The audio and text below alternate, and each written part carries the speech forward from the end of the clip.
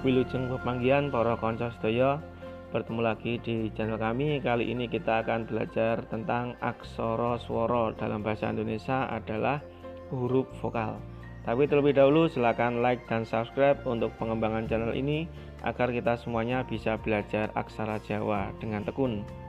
Ada 5 A, bentuknya seperti ini, kemudian I ya, bentuknya seperti ini. Kemudian lanjut untuk yang bawahnya U, seperti pada gambar ya, agak pelan-pelan. Terus kemudian yang terakhir untuk yang E masih ada yang terakhir, E nomor 4, bentuknya seperti huruf E biasa. Kemudian O bentuknya seperti ini, seperti huruf W. Saya menggunakan bahasa Indonesia agar bisa dipahami. Kemudian lanjut cara penggunaan aksara swara.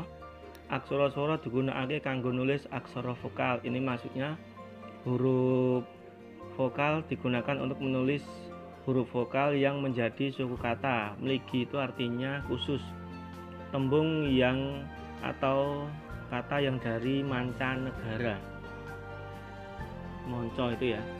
Terus kemudian yang kedua, aksara swara ora bisa dadi pasangan. Ini jadi aksara swara itu tidak bisa menjadi pasangan. Yang ketiga, aksara swara bisa diwenehi sandangan wignan, layar lan cecak.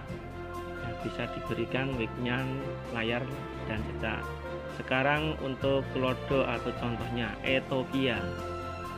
Ini E di depannya, Topia. Belakangnya ada H atau wignan ya. Itu untuk membedakan Ethiopia itu dibaca A bukan O. Ini tetap dibaca Ethiopia walaupun tulisannya ada H-nya. Seperti ini. Ethiopia. Kemudian di bawahnya ada lagi Inggris.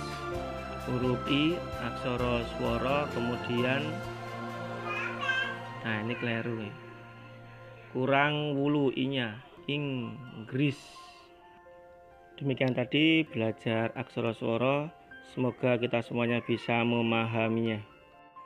Jika berkenan silakan like dan subscribe untuk pengembangan channel ini. Terima kasih, matur nuwun.